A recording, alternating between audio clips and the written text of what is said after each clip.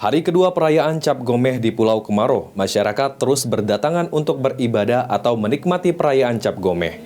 Puncak perayaan Cap Gomeh sendiri berlangsung pada pukul 00 pada 22 Februari hingga 1 dini hari 23 Februari. Hari kedua perayaan Cap Gomeh di Palembang yang digelar di Pulau Kemarau pada 22 hingga 23 Februari 2024, berdasarkan pantauan Timpal TV, wisatawan masih terus berdatangan untuk menikmati perayaan Cap Gomeh yang digelar hampir setiap tahunnya.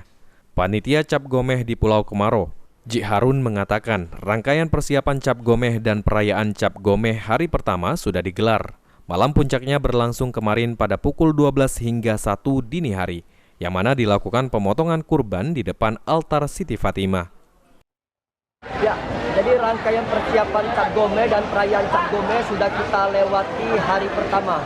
Di mana puncaknya kemarin antara jam 12 sampai jam 1 dini hari kita sudah melakukan pemotongan kurban 1 ekor kambing di depan altar Siti Fatimah.